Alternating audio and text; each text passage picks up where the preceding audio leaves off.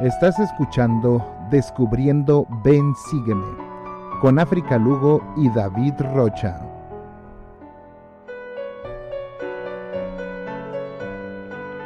Las opiniones vertidas en este programa son de exclusiva responsabilidad de quienes las emiten y no representan necesariamente el pensamiento de la Iglesia de Jesucristo de los Santos de los Últimos Días.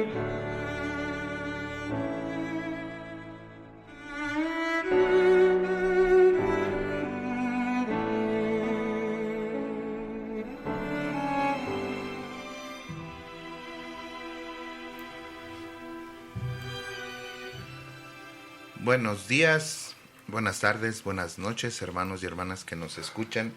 Yo soy Iván Rocha y les doy nuevamente la bienvenida a este programa de Descubriendo Ven Sígueme. Nuestros medios de comunicación ya saben que es descubriendovensígueme@hotmail.com o en Twitter @desvensígueme. También nos pueden escuchar en las plataformas de Spotify, Podchaser, Apple Podcasts, iTunes y muchas plataformas más. Y en nuestro canal de YouTube que se llama Descubriendo Ven Sígueme, ahí también suscríbanse, denle like y activen la campanita para que sepan cuando llega un video nuevo. Y pues como siempre, David, África, Sheila. Muchas gracias, saludos a todas las personas que nos escuchan. Gracias por esta oportunidad que nos dan. Y David.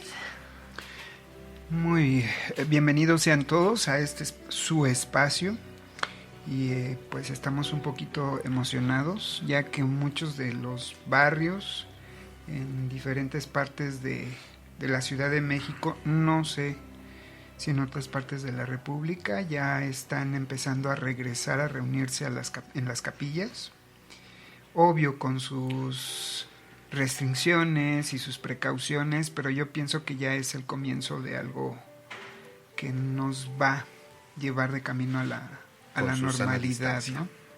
Uh-huh. Y pues la verdad me siento muy contento, muy emocionado.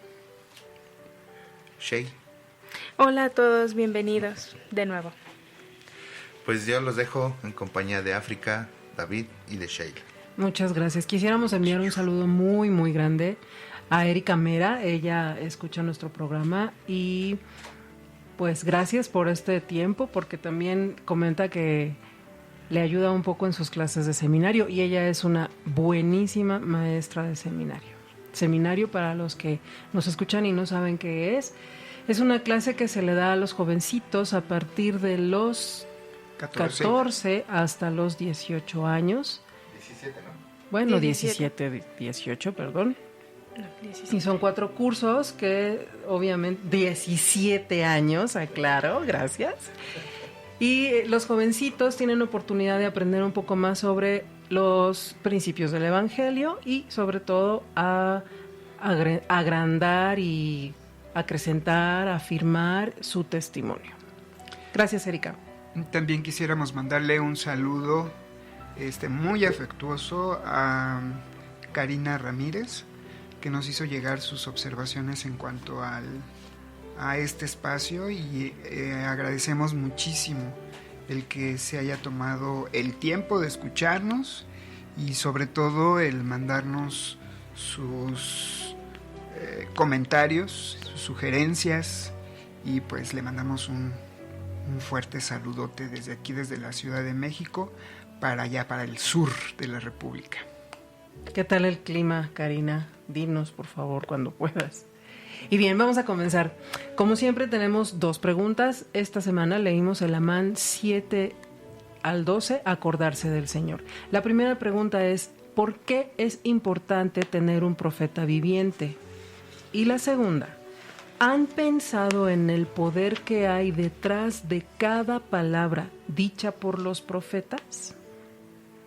Esas preguntas, como cada emisión, se quedan a la reflexión. Si es su deseo enviarnos la respuesta, por favor, háganlo a través de las redes sociales. Y la pregunta que tengo para ustedes 3 es la siguiente. ¿Qué es lo que más les llena de angustia? ¿Quién la quiere responder?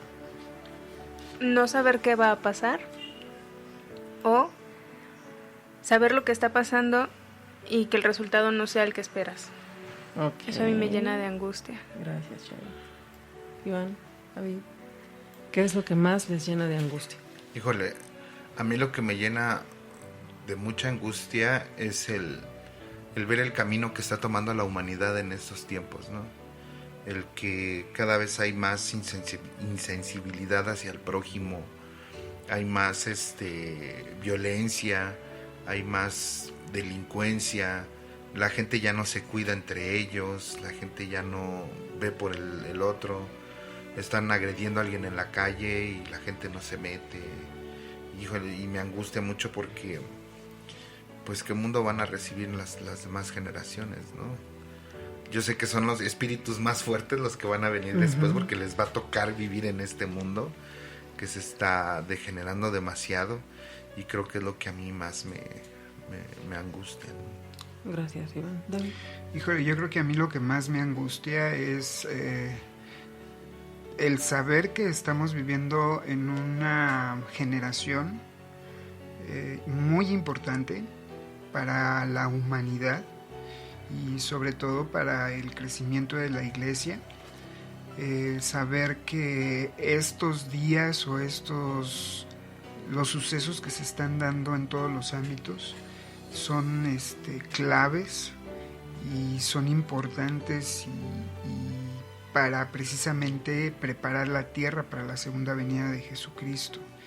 Y yo creo que la angustia que a mí me da es el no poder, el que en determinado momento no esté a la altura de lo que se espera, ¿no? Es como cuando, por ejemplo, digo, coloquialmente yo lo pongo así, ¿no? Uh-huh. A nosotros nos está tocando jugar los últimos 10 minutos del partido.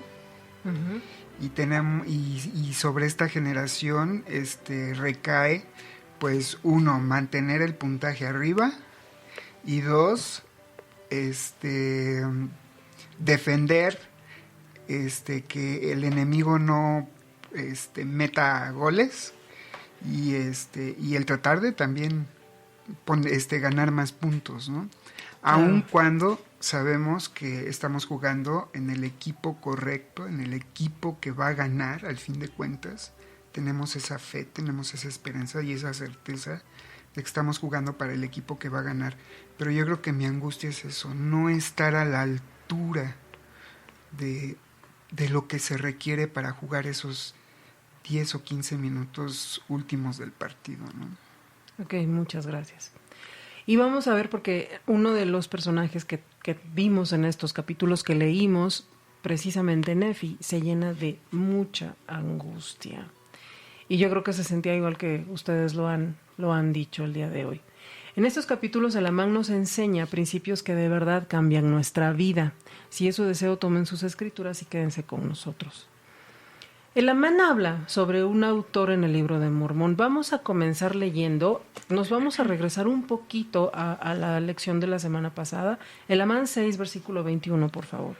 Mas he aquí, Satanás incitó el corazón de la mayoría de los nefitas a tal grado que se unieron a esas bandas de ladrones y participaron en sus pactos y sus juramentos de que se protegerían y se preservarían unos a otros en cualesquiera circunstancias difíciles en que se encontrasen, a fin de que no fuesen castigados por sus asesinatos y sus robos y sus hurtos.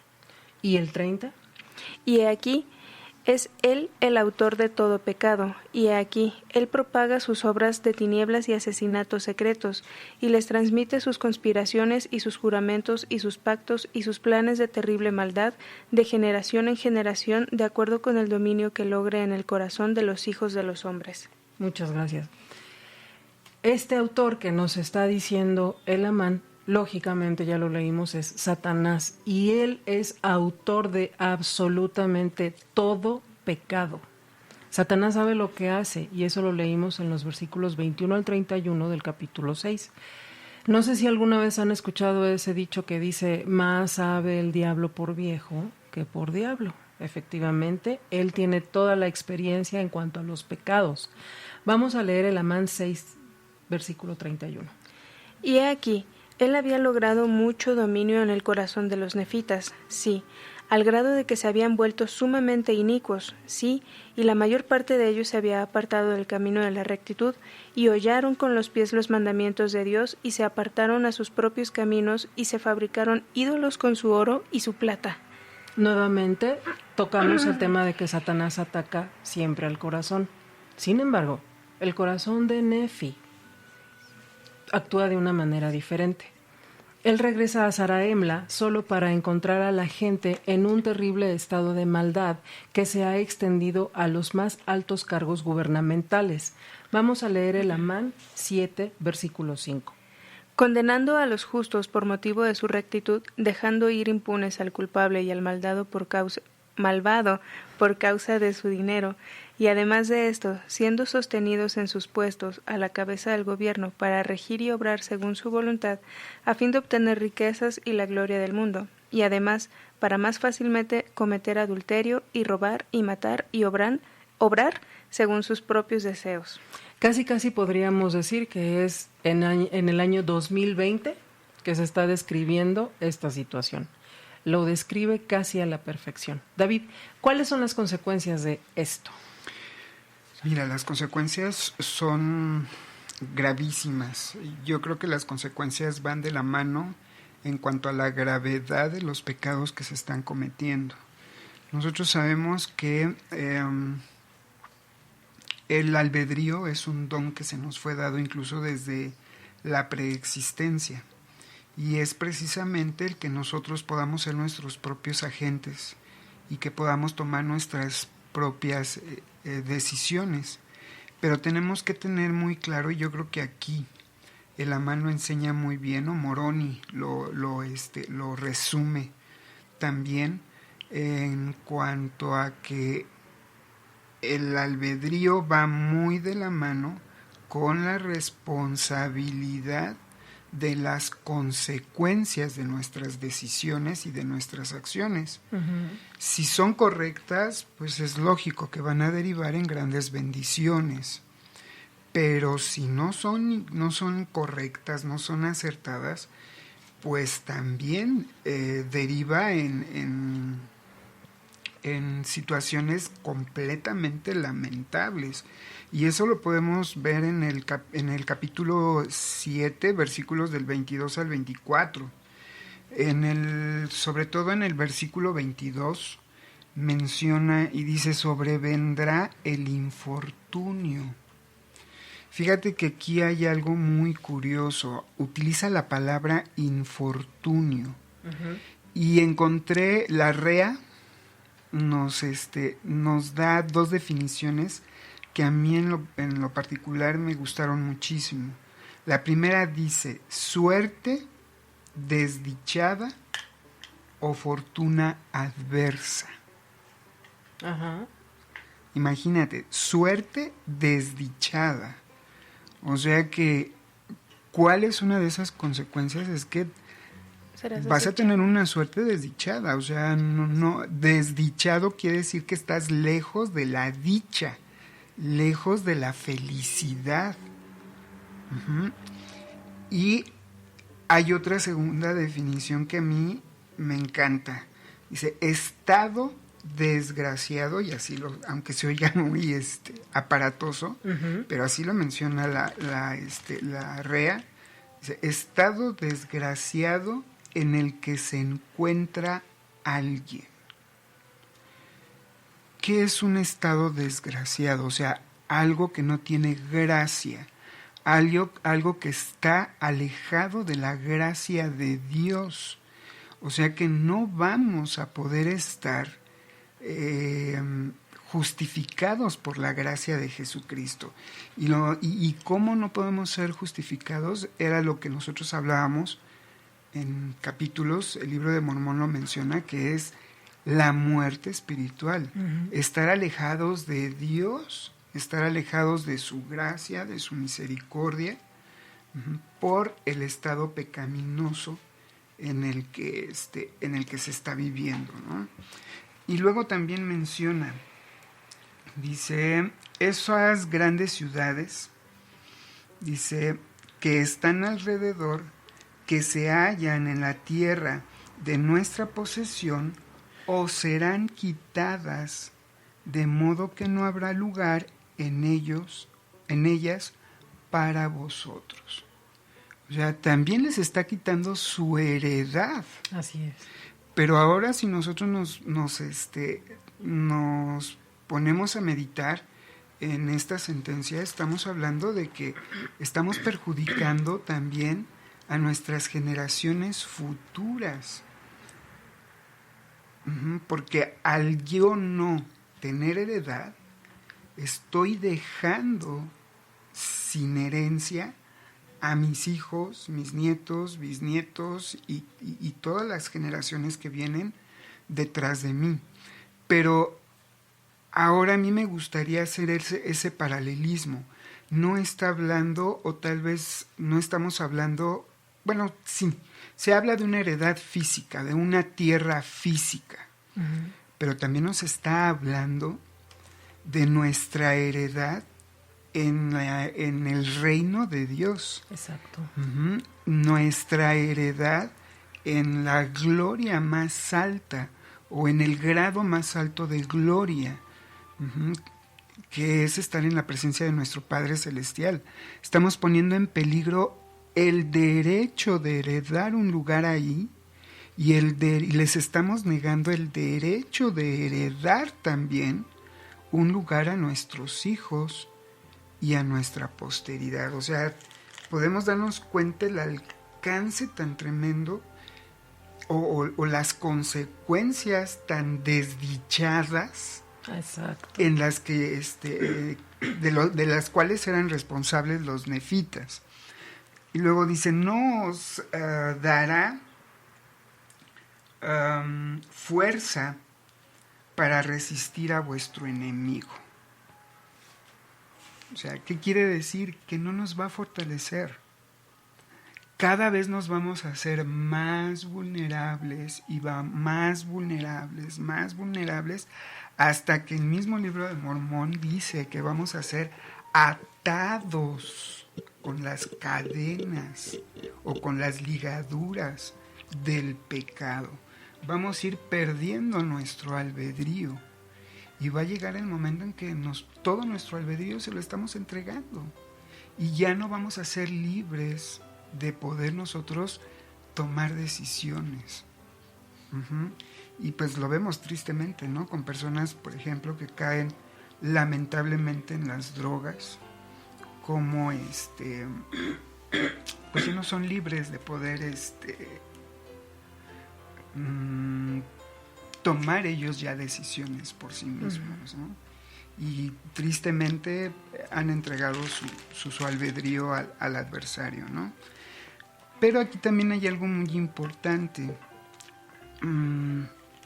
Da el antídoto precisamente para que nosotros, o en este caso para que el pueblo de Nefi pueda salir de ese estado pecaminoso. ¿Y cuál es ese antídoto? Pues ya lo sabemos, ¿no? Es el arrepentimiento.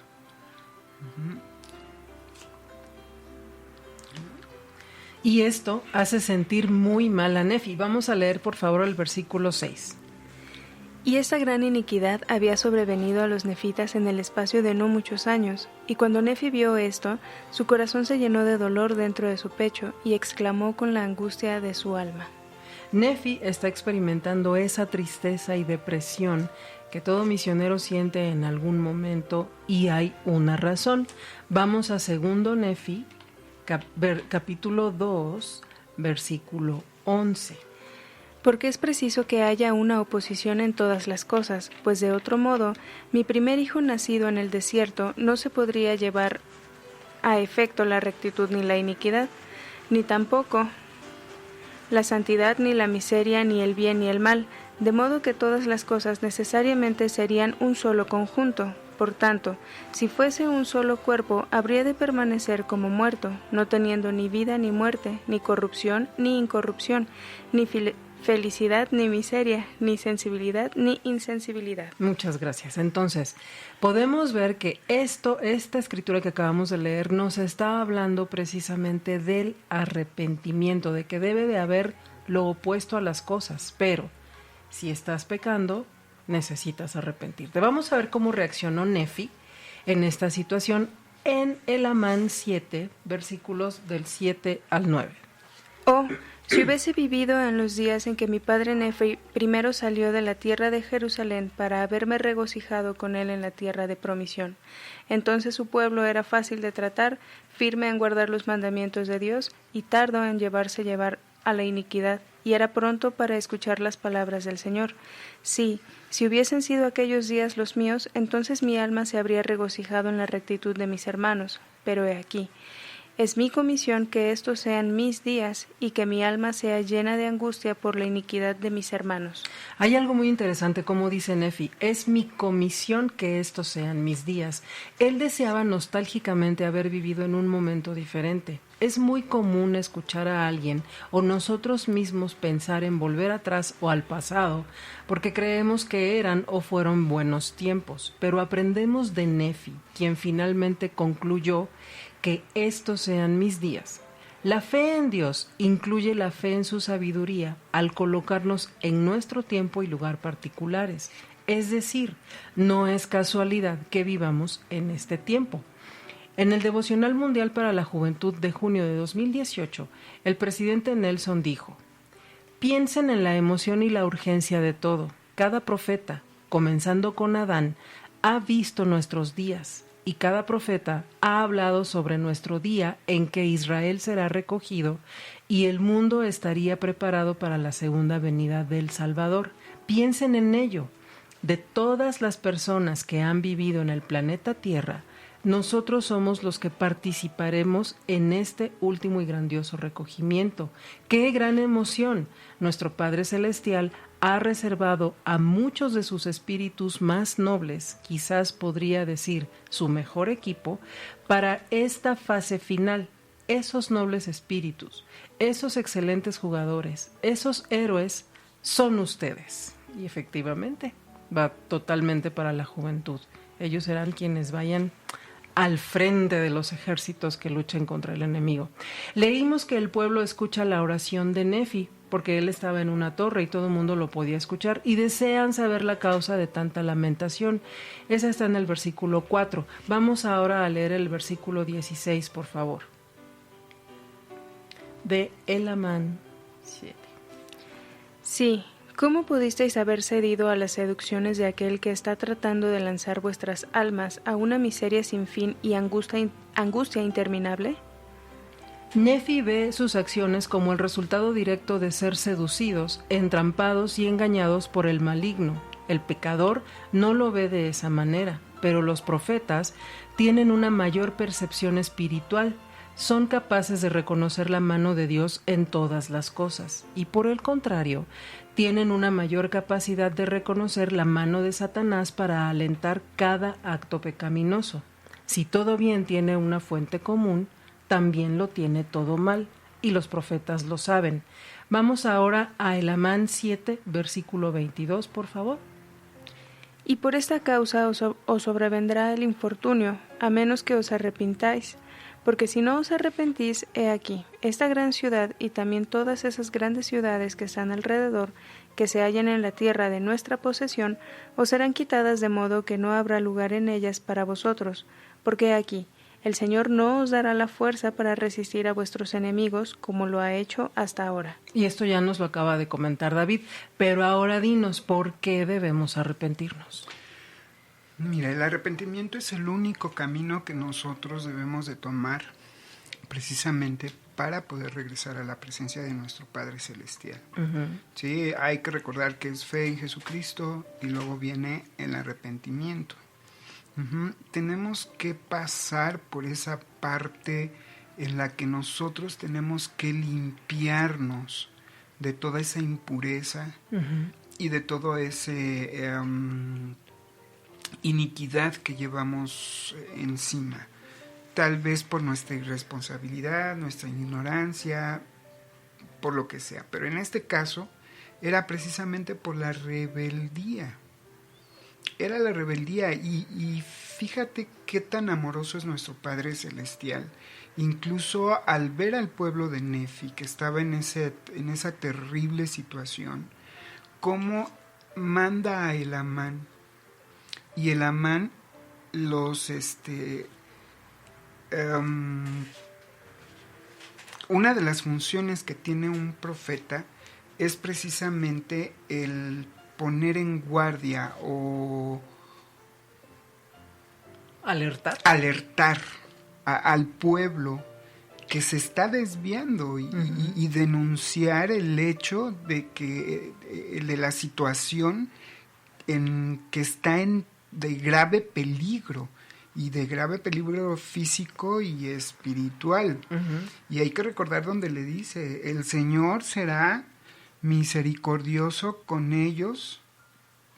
Perdón, un poquito antes, en el 23, que ya también ustedes lo leyeron, donde dice, no manifestaré mi fuerza a los inicuos, a unos más que a otros, salvo a los que se arrepientan de sus pecados y escuchen mis palabras. Yo creo que ahí está siendo el Señor completamente rígido, directo, claro, y Él dice, no hay otra manera en la que yo pueda protegerles y pueda fortalecerlos para que salgan de ese estado terrible, puedan vencer adicciones, malas costumbres, mal carácter, todo eso malo que nosotros llevamos. No hay otra manera en la que yo les pueda dar mi fortaleza para que puedan vencerlo, a menos de que se arrepientan de sus pecados y escuchen mis palabras. Pero además va acompañado también de otra promesa. Y fíjate que yo creo que eso es lo más importante. ¿Qué está dispuesto a hacer el Señor por nosotros si nos arrepentimos? En el versículo 24 dice, el Señor será misericordioso con ellos, sí, prolongará sus días y aumentará su posteridad, aun cuando vosotros seáis completamente destruidos, a menos que os arrepientáis. O sea, imagínate que todo lo contrario, ¿no? Como Él dice, ahora yo les fío mi protección, tienen mi protección, pero además alargaré sus días en esta tierra, y además acrecentaré su posteridad. Y yo creo que también podríamos verlo por la parte de la preexistencia. Imagínate todos los espíritus de aquellos de nuestros hermanos que están esperando tener un cuerpo. Imagínate la tristeza que podrían tener el saber que tendrían que nacer en una familia donde, lejos de vivirse los principios correctos del Evangelio, se vive de una manera completamente contraria a los principios de rectitud. Pero ahora del otro lado, imagínate la felicidad de los espíritus cuando dicen, híjole, voy a nacer en una familia que tienen y viven, practican a diario o se esfuerzan a diario por vivir los principios de rectitud. Entonces, te das cuenta cómo a veces decimos, bueno, yo tomo una mala decisión y nos portamos rebeldes, ¿no? Y decimos, pues yo tomo una mala decisión, no estoy afectando a nadie, solo me estoy afectando a mí mismo. Pues no es cierto, porque estás afectando a tu familia aquí, estás afectando a esos espíritus que están, que van a ser tus hijos, y estás afectando, estás afectando al pasado, al presente y al futuro, a generaciones pasadas, generaciones presentes y generaciones futuras. Y aquí hay algo muy importante donde nos da un poquito de luz el elder Burton Howard de los 70, donde dice, para encontrar el camino de regreso es necesario arrepentirse, orar, hasta que las dudas y las tinieblas desaparezcan y se puedan ver de nuevo las cosas importantes. Es posible regresar. Es posible que los que han dejado de orar vuelvan a orar. Es posible que los que estén perdidos encuentren el camino de la oscuridad y del regreso al hogar. Y cuando lo hagan, sabrán, como yo sé, que el Señor le importa más. Fíjate, esta es la parte más especial. Dice que al Señor le importa más lo que el hombre es que lo que fue. Le importa más dónde está que dónde estuvo. Hermoso. O sea, al Señor le interesa qué estoy haciendo ahorita de mi vida. Si ahorita me estoy arrepintiendo y me estoy esforzando y estoy haciendo todo lo posible por regresar al camino, al Señor ya no le interesa el pasado, le interesa ese momento de mi vida, la batalla que estoy teniendo en ese momento para regresar, porque es una batalla muy fuerte, para muchos es una batalla terrible. Entonces, no hay otra manera de poder regresar y tiene que ser así. Tiene que ser así, ¿no? Es el único camino que puede haber. Y eso es también lo que nos va a librar. El presidente Russell M. Nelson en la Conferencia General de abril de 2009 dijo: demasiadas personas consideran el arrepentimiento como un castigo, algo a evitarse excepto en las circunstancias más graves. Pero es Satanás quien genera ese sentimiento de castigo. Él trata de impedir que miremos hacia Jesucristo, que espera con los brazos abiertos, con la esperanza y disposición de sanarnos, perdonarnos, limpiarnos, fortalecernos, purificarnos y santificarnos. Ya sea que avancen con diligencia por la senda de los convenios, que hayan tropezado o se hayan apartado de tal senda, o que ni siquiera puedan ver dicha senda desde donde estén ahora, les ruego que se arrepientan. Sientan el poder fortalecedor del arrepentimiento diario, de actuar y de ser un poco mejor cada día. En el capítulo 8, después de que Nefi suplica al pueblo que se arrepienta, leemos de unos hombres que eran jueces quienes se llenaron de ira y comenzaron a gritar al pueblo que Nefi debía ser condenado y no ellos, porque ellos creían o decían que eran poderosos y sus ciudades eran grandes. Veamos cómo reaccionó el pueblo en el versículo 7 del capítulo 8, por favor. Y ocurrió que así incitaron al pueblo a la ira en contra de Nefi, y suscitaron contenciones entre ellos, porque hubo algunos que gritaron: dejad a este hombre en paz, porque es un hombre bueno, y las cosas que él dice ciertamente acontecerán, a menos que nos arrepintamos. Y ahora el 12 de ese mismo capítulo. Y he aquí, si Dios dio a este hombre tanto poder, ¿por qué, pues, disputáis entre vosotros y decís que él no me ha dado poder para saber acerca de los juicios que caerán sobre vosotros si no os arrepentís? En este capítulo nuevamente leemos sobre la serpiente que sanaría a los que tenían fe. David, por favor, explícanos más sobre la causa de este castigo. Así es, mira, si nosotros podemos leer el pasaje en el libro de Números, nos podemos dar cuenta que el pueblo de Israel habían caído en una situación en la cual estaban en completa rebeldía. Sí. Y empezaron a murmurar en contra de Dios y en contra de Moisés, o sea, el profeta. Exacto. En turno.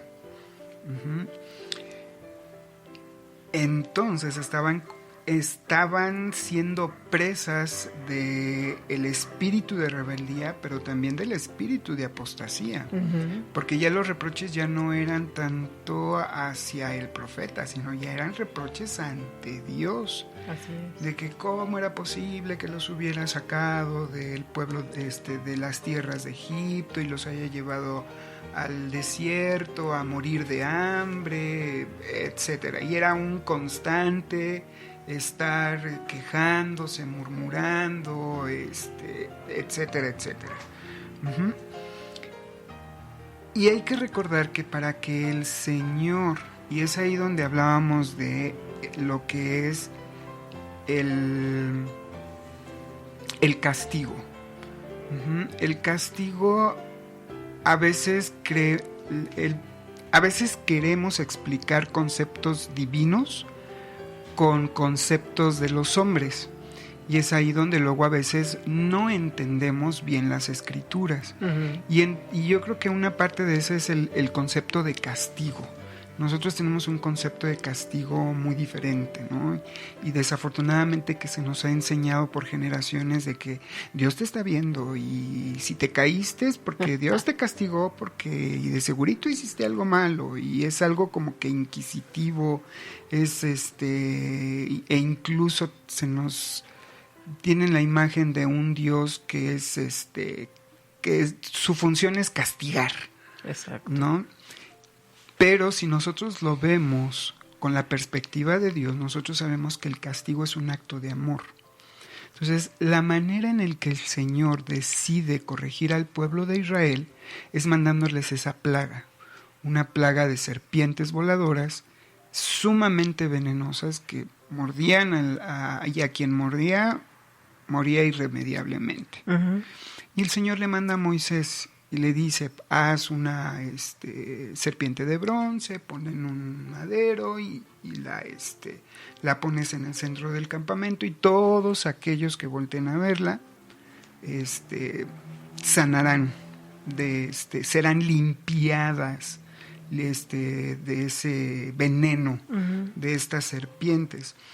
Y a veces nos quedamos con esa idea. Sabemos por el libro de Mormón y por el mismo Señor Jesucristo que esa serpiente es símbolo de Jesucristo.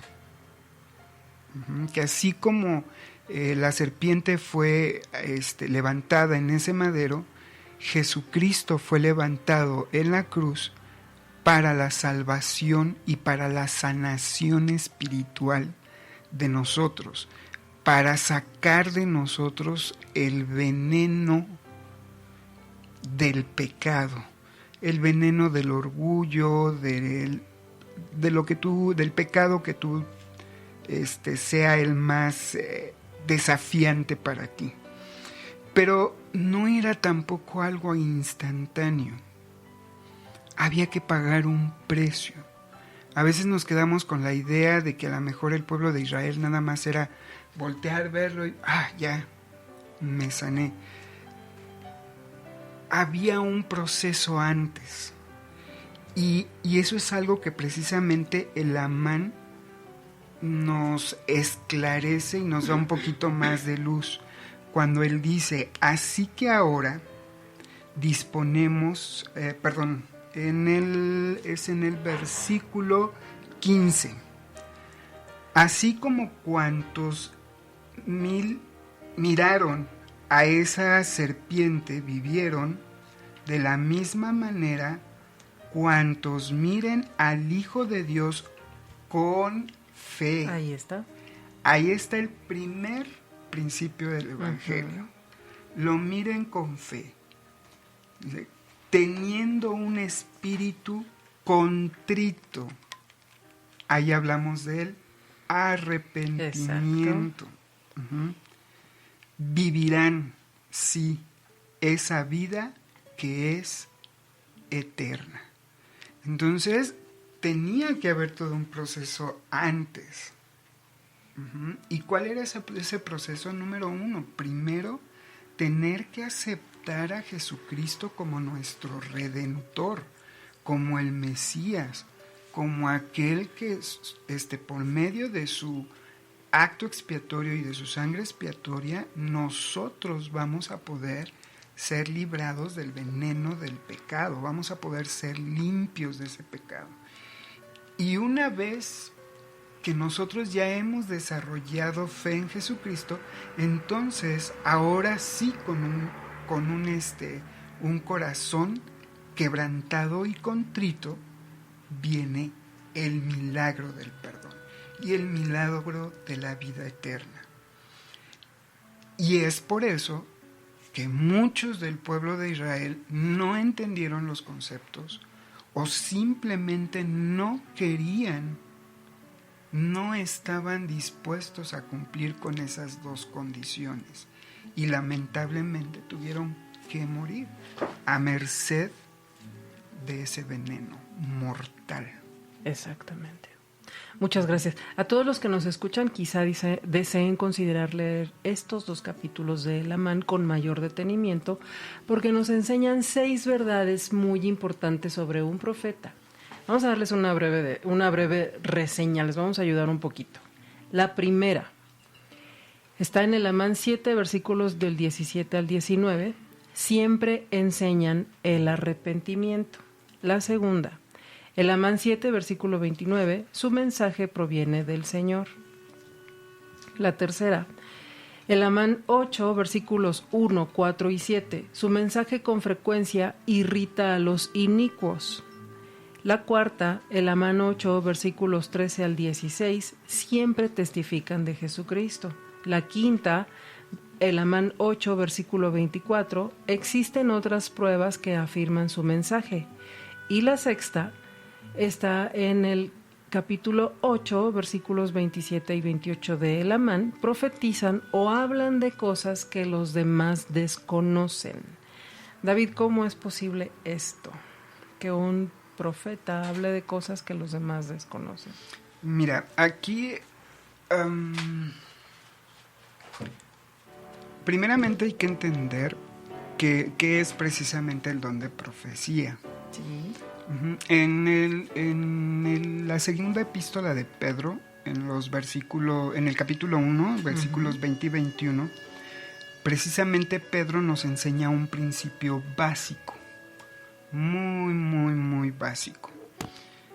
Nos enseña que un profeta siempre recibe revelación que posteriormente se convierte en escritura, porque cuando escriben las revelaciones se convierte en escritura. Así es. La reciben por medio del Espíritu Santo. Así como el perdón de los pecados no se puede recibir de otra manera más que siguiendo los principios del Evangelio, la revelación no se puede recibir por ninguna otra vía que no sea por el medio del Espíritu Santo.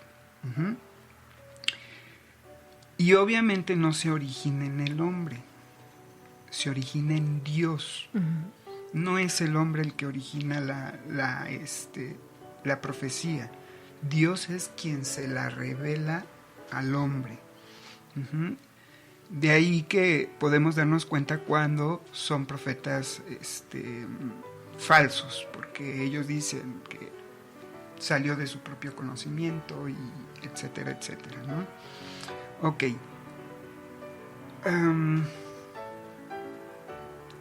Ahora, para que nosotros podamos entender el significado de esas revelaciones, las tenemos que estudiar mediante el mismo espíritu por el que fueron recibidas, o sea, por medio del Espíritu Santo. Ahora, ¿qué es el espíritu de profecía? En Apocalipsis capítulo 19, versículo 10 nos dice que el testimonio de Jesús es el espíritu de profecía. Exacto. ¿Sí? No hay otra, igualmente, no hay otra forma en la cual nosotros podamos recibir el testimonio de Jesucristo si no es por medio del espíritu de revelación. Y yo creo que ahí lo enseña perfectamente nuestro Señor Jesucristo en el Evangelio según Mateo, ¿no? Ok. No sé si recuerden esa parte en el capítulo 16, cuando Él envía a sus discípulos a que empiecen a predicar el Evangelio y luego se reúne nuevamente con ellos y les pregunta, ¿qué dicen la gente? ¿Quién soy yo? Y dicen, no, pues unos dicen que eres Elías, otros dicen que eres Juan resucitado, etcétera, etcétera. Y después la pregunta clave del momento fue, ¿y quién? Aquí está, y les dijo, ¿y vosotros quién decís que soy yo? Y respondió Simón Pedro y dijo, tú eres el Cristo, el Hijo de Dios viviente. Entonces respondiendo Jesús le dijo, bienaventurado eres Simón, hijo de Jonás, porque no te lo reveló carne ni sangre, sino mi Padre que está en los cielos. Entonces, para que nosotros podamos tener el espíritu de profecía, tenemos por fuerza que tener el testimonio de Jesucristo. Ahora, los profetas, si nosotros nos damos cuenta, desde el primer profeta que fue Leí, hasta el último profeta que fue Moroni, testificaron de Jesucristo. Así es. Entonces ahí tenemos una prueba indubitable de que el libro de Mormón está escrito bajo el poder del Espíritu Santo y el espíritu de profecía. Y que pues obviamente para poderlo nosotros interpretar tenemos que utilizar el Espíritu Santo y usar ese espíritu, el espíritu de profecía. Hay algo bien especial y muy hermoso que enseñó el profeta José Smith. Fíjate lo que él dijo. Dios no ha revelado nada a José que no hará saber a los 12. Y aún el menor de los santos podrá saber todas las cosas tan pronto como pueda soportarlas. O sea, imagínate la generosidad de nuestro Padre Celestial. Él quiere que todos sus hijos, lo mismo que Él revela a sus profetas y a sus apóstoles, Él también desea revelárnoslo a nosotros. Pero para que nosotros podamos recibir ese conocimiento o ese tipo de revelaciones, tenemos que estar preparados espiritualmente para poder recibir ese tipo de conocimientos. En Alma, capítulo 17, versículo 3, nos menciona y nos enseña cuál es el camino por el cual, si no hemos obtenido un testimonio de Jesucristo, lo podamos obtener. Y si ya tenemos un testimonio de Jesucristo, ¿cómo podemos prepararnos para que la revelación, para que nosotros podamos ser más sensibles a recibir este tipo de revelación personal? Y él menciona cuando Alma, después de ese viaje tremendo que hizo misional, y va de regreso y se encuentra con los hijos del rey Mosías, y a él le da gusto volverlos a ver, de que ellos también se han mantenido firmes en el Evangelio. Y fíjate las palabras que él dice: mas esto no es todo, se habían dedicado a mucha oración y ayuno, por tanto tenían el espíritu de profecía y el espíritu de revelación, y cuando enseñaban lo hacían con poder y autoridad de Dios. O sea, obvio, el espíritu de profecía se derrama sobre todos. Y hay que recordar que también en los evangelios dice, y sus hijos profetizarán. O sea, sus hijos, los jovencitos, tendrán la oportunidad de recibir revelación personal. O sea, la revelación es para todo aquel que desea y que tiene la verdadera intención de saber la voluntad del Señor. Pero, pues obviamente también está limitada, porque eso también es importante mencionarlo. El profeta recibe revelación para toda la iglesia, junto con los apóstoles, y cada quien de acuerdo a su llamamiento en la línea de autoridad. Nosotros podemos recibir conocimiento pero eso es nada más de uso personal. Exacto. Muchas gracias. Y es algo que también el profeta Nelson nos ha estado invitando a hacer en las últimas conferencias. Nos ha dicho que busquemos con mayor constancia y diligencia la revelación personal. Y en estos últimos versículos es precisamente lo que está haciendo Nefi. Anuncia el asesinato del juez y quién lo hizo. Y todos los detalles los encontramos en los versículos 1 al 20 del capítulo 9. Fueron 2 días de investigación. Así casi como un capítulo de una serie policíaca de televisión. Y veamos qué sucede en el versículo 9. Y le dijeron: tú eres cómplice. ¿Quién es el hombre que ha cometido este asesinato? Dínoslo. Estoy igual que 9.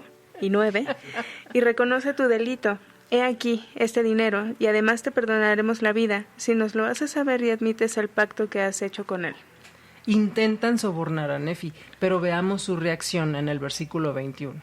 Pero Nefi les dijo: oh insensatos, incircuncisos de corazón, pueblo ciego y duro de cerviz, ¿sabéis cuánto tiempo el Señor vuestro Dios os permitirá que continuéis en nuestro estado pecaminoso? ¿Y el 23? He aquí, decís que me he puesto de acuerdo con un hombre para que asesinara a Seesoram, nuestro juez superior. Mas he aquí, os digo que esto se debe a que os he testificado para que supieseis de este asunto, sí, como testimonio a vosotros de que tenía conocimiento de la perversidad y las abominaciones que hay entre vosotros. A partir del versículo 26 al 33, y por falta de tiempo no los vamos a leer ahorita, gracias a estos versículos, por favor léanlos, sucede lo siguiente. Vámonos al versículo 39, por favor, al 41. Y hubo algunos de los nefitas que creyeron en las palabras de Nefi, y hubo algunos también que creyeron por causa del testimonio de los 5, porque estos se habían convertido mientras estuvieron en la prisión. Y hubo algunos de los del pueblo que dijeron que Nefi era profeta, y hubo otros que dijeron: he aquí, es un dios, porque si no fuera un dios no podría saber de todas las cosas, pues he aquí, nos ha declarado los pensamientos de nuestros corazones y también nos ha dicho cosas, y aún ha traído a nuestro conocimiento el verdadero asesino de nuestro juez superior. Al ver el conocimiento que Nefi tenía de cosas secretas y escondidas, algunos quisieron proclamar que era un dios, cosa que es comprensible, dado que existe un reconocimiento universal de ciertas características de Dios, y una de ellas es la omnisciencia. En el devocional del 13 de enero de 2013, el presidente Dieter F. Uchtdorf dijo: sí, nuestro mundo está lleno de confusión, pero en su momento todas nuestras preguntas tendrán respuesta. La certeza reemplazará todas nuestras dudas, y eso es posible porque existe una fuente de verdad que es completa, correcta e incorruptible. Esa fuente es nuestro infinitamente sabio y omnisciente Padre Celestial. Él conoce la verdad como era, como es y como ha de ser. Él comprende todas las cosas y Él está sobre todas las cosas, y todas las cosas son por Él y de Él. El libro de Mormón nos enseña una valiosa lección acerca de saber la verdad. Nos otorga una mayor conciencia de cuán dispuesto está el Señor a compartir magníficas bendiciones con sus hijos fieles. Esas bendiciones no se otorgan por casualidad. Vamos a ver de qué forma podemos recibir las bendiciones de Dios en el capítulo 10, versículo 2. Y sucedió que Nefi se dirigió hacia su propia casa, meditando sobre las cosas que le había manifestado el Señor. El significado de la palabra meditar es el siguiente: pensar y considerar un asunto con atención y detenimiento para estudiarlo, comprenderlo bien, formarse una opinión sobre ello o tomar una decisión. Y es exactamente lo que hace Nefi, y gracias a ello se abre un canal de comunicación que otorga conocimiento adicional y la verdad entre Nefi y el Señor. Y aquí viene otra pregunta que se queda para la reflexión. ¿Nos damos el tiempo para meditar en las cosas del Señor? ¿Nos damos el tiempo para meditar en lo que leemos? ¿Meditamos acerca de nuestra dignidad o en la manera en la que vivimos los mandamientos? El presidente Thomas S. Monson dijo: cuando meditamos, nosotros de manera reverente y reflexiva buscamos discernir espiritualmente las respuestas a nuestras preguntas de estudio, especialmente nuestras preguntas sobre por qué. Este proceso nos ayuda a penetrar en las capas superficiales de la mera información y extrae las profundidades del propósito y significado de la vida, el porqué de todo. Como lo enseñó el elder Joseph B. Wirthlin, debemos meditar las Escrituras y buscar en el mismo versículo de lo que somos y lo que podemos llegar a ser. El resultado de la meditación le dio a Nefi conocimiento adicional, como ya lo mencioné, y veamos de qué se trata en el Amán 10, versículos 4 al 7, por favor. Bienaventurado eres tú, Nefi, por las cosas que has hecho, porque he visto que has declarado infatigablemente a este pueblo la palabra que te he dado, y no les has tenido miedo, ni te has afanado por tu propia vida, antes bien, has procurado mi voluntad y el cumplimiento de mis mandamientos. Y porque has hecho esto tan infatigablemente, he aquí, te bendeciré para siempre, y te haré poderoso en palabra y en hecho, en fe y en obras, sí, al grado de que todas las cosas te serán hechas según tu palabra, porque tú no pedirás lo que sea contrario a mi voluntad. He aquí, tú eres Nefi y yo soy Dios. He aquí, te lo declaro, en presencia de mis ángeles, que tendrás poder sobre este pueblo, y herirás la tierra con hambre y con pestilencia y destrucción, de acuerdo con la iniquidad de este pueblo. He aquí, te doy poder de que cuanto sellares en la tierra sea sellado en los cielos, y cuanto desatares en la tierra sea desatado en los cielos, y así tendrás poder entre este pueblo. Nefi recibe las llaves de sellamiento. Estas mismas llaves fueron otorgadas a José Smith y podemos leer sobre esto en Doctrina y Convenios, sección 110. David, explícanos brevemente de qué se trata. Mira, el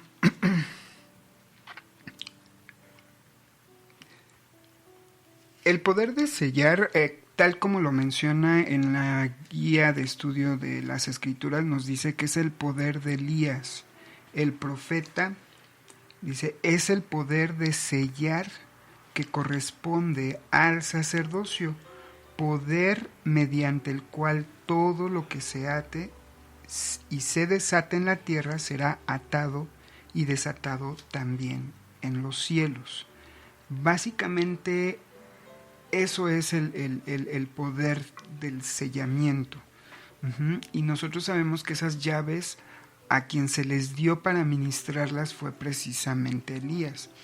Pero el poder de sellar no solamente abarca esa parte, también se puede extender mucho más allá. Y esto lo explica el presidente Joseph Fielding Smith cuando enseñó lo siguiente: el Señor confirió autoridad a algunos de sus siervos escogidos y les dio poderes excepcionales. De esta manera, Elías el profeta obtuvo las llaves del poder del sacerdocio para levantar a los muertos.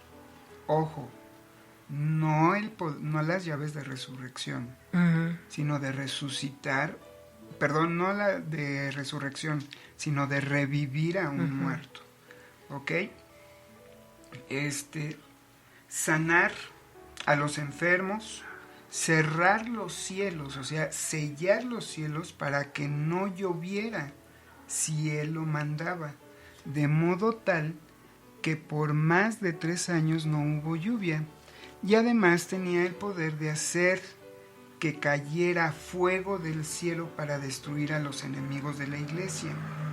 El Señor le dio una autoridad semejante a Nefi, que asimismo tenía la autoridad para cerrar los cielos, que también lo vamos en unos capítulos más adelante. Dice, y asimismo tenía la autoridad para cerrar los cielos y llevar a cabo otras potentes obras, sencillamente por la causa de su fe y del mandamiento del Señor. Este magnífico poder se le ha otorgado a muy pocos siervos del Señor. Entonces, con esto nosotros sabemos que el poder de sellar que se le dio particularmente a Nefi constaba de 2 cosas: el poder de efectuar ordenanzas en la tierra que tuviesen validez en los cielos, e incluye las llaves para sellar a las familias por toda la eternidad. Y segundo, el poder para controlar las fuerzas de la naturaleza. Porque hay que recordar que él, también como Elías, selló los cielos y hubo una gran sequía para poder llevar al pueblo de Nefi al arrepentimiento. Entonces, ese poder que tenía Nefi tenía esas dos partes importantes. Hay que recordar que no todos los que tienen la autoridad y el poder para sellar a las familias tienen la otra parte de las llaves, que es tener poder sobre los elementos de la naturaleza.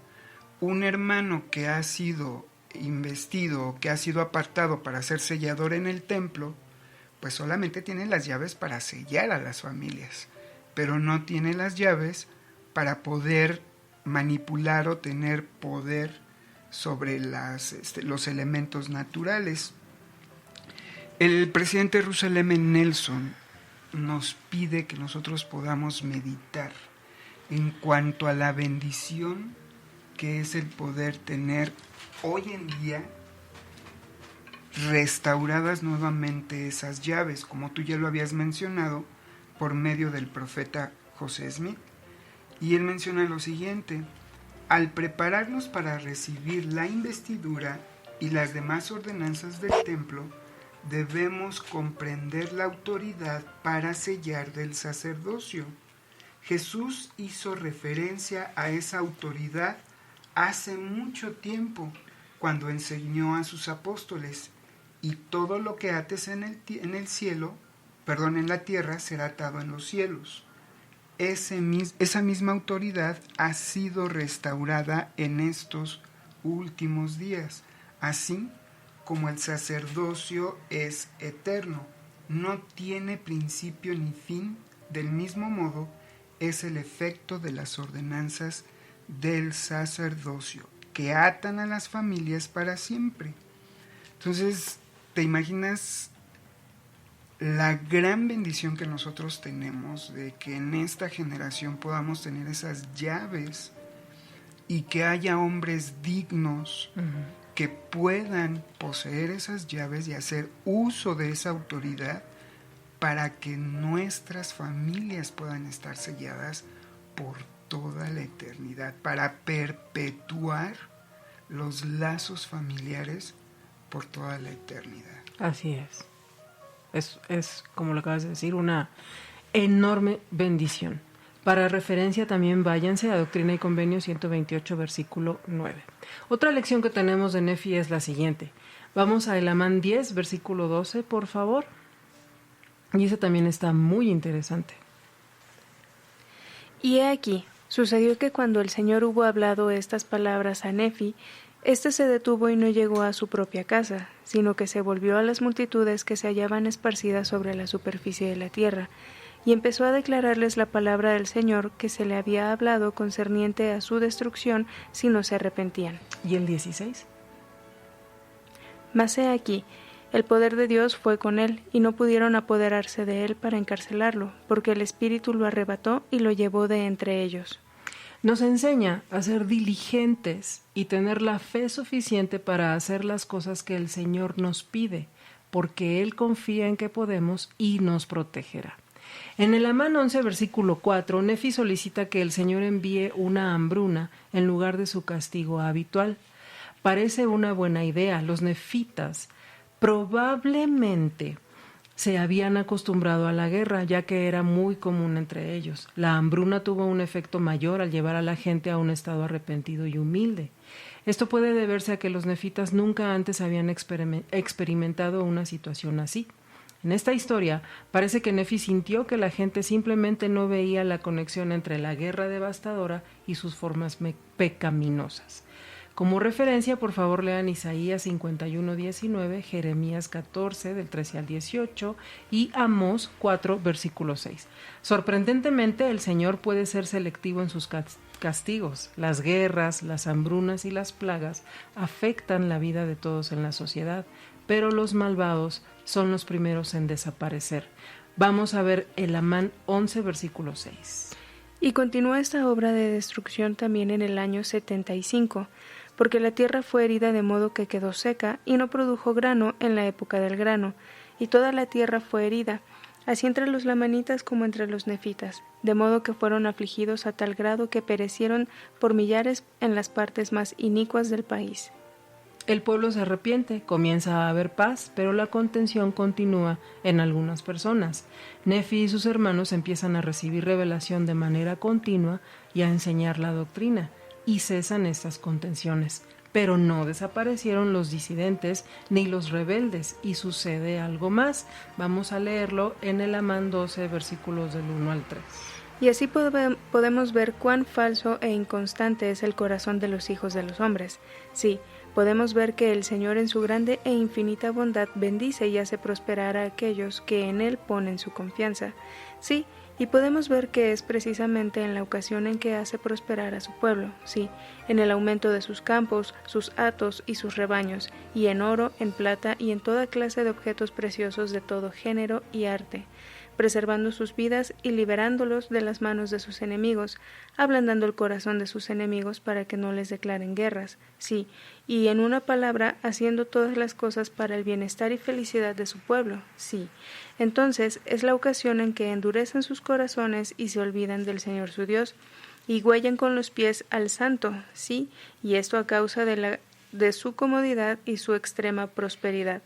Y así vemos que excepto que el Señor discipline a su pueblo con muchas aflicciones, sí, a menos que lo visite con muerte y con terror y con hambre y con toda clase de pestilencias, no se acuerda de él. Hemos comentado en otros programas que cada vez que leamos las palabras "y así vemos", significa que es una instrucción específica de Mormón para cada uno de nosotros. El presidente Neely Maxwell dijo: "Las aflicciones pueden abandonarnos y endulzarnos, y pueden ser una influencia de castigo. A menudo pensamos en castigar como algo que se está haciendo para penalizarnos, como un tutor mortal que está enojado y molesto con nosotros. Sin embargo, la disciplina divina es una forma de aprendizaje, ya que se administra a manos de un Padre amoroso". Vamos a el Amán 12, versículo 24. Y Dios conceda, en su gran plenitud, que los hombres sean llevados al arrepentimiento y las buenas obras, para que les sea restaurada gracia por gracia, según sus obras. Y ahora a Doctrina y Convenios 93, versículo 12. Esto es lo que a mí me pareció más hermoso de esta enseñanza. Y yo, Juan, vi que no recibió de la plenitud al principio, mas recibía gracia sobre gracia. El Señor está dispuesto a darnos la plenitud de su gracia. Nos pide que no olvidemos que la disciplina divina tiene por lo menos 3 propósitos. El primero, persuadirnos al arrepentimiento. El segundo, purificarnos y santificarnos. Y el tercero, a veces reorientar nuestro rumbo en la vida hacia lo que Dios sabe que es un mejor camino. Hermanos, hermanas, hemos terminado esta emisión. Muchísimas gracias por este tiempo. Amigos, amigas, este día tenemos grandes lecciones. Una de ellas es meditar. Meditemos en estas verdades para obtener revelación. Gracias por este tiempo, porque nos siguen, porque se dan también la oportunidad de escuchar. Y nuestro único objetivo es que ustedes puedan fortalecer o entender un poco más la lección de Ben Sígueme. Es importante leerla de una manera personal y después con nuestra familia. Gracias, David. Muchísimas gracias. Mandamos también un cordial saludo a todos los países donde nos están escuchando y que realmente podamos nosotros meditar estas enseñanzas, las podamos aplicar en nuestra vida diaria para que cada día podamos sentirnos más cerca de nuestro Padre Celestial. Gracias por seguirnos escuchando y por hacernos su programa favorito. Hoy fue un gran día de varios sonidos en este programa. Escucharon perros, escucharon el silbato de los camotes. En México es algo muy tradicional que por las tardes pase una persona en un carrito que tiene como combustible carbón y en una cazuela tenga un fruto que se llama camote y plátanos. Entonces ahí hierven y para anunciar que él está vendiendo en ese momento, el mismo carrito, al empujarlo, libera vapor y silba. Entonces ese ruido que escucharon también es el silbato de los camotes.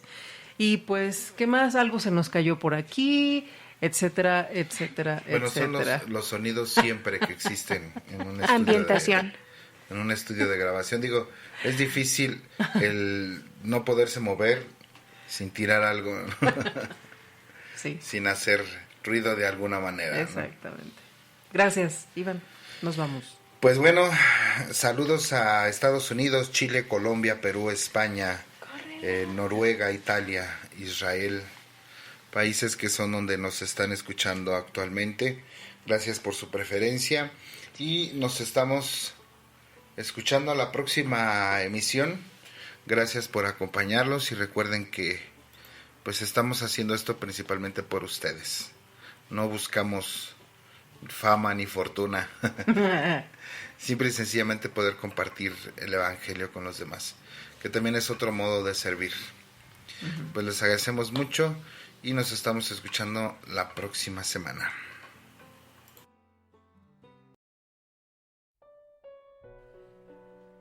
Por tanto, oh vosotros que os embarcáis en el servicio de Dios, mirad que le sirváis con todo vuestro corazón, alma, mente y fuerza, para que aparezcáis sin culpa ante Dios en el último día. Doctrina y Convenios 4, versículo 2.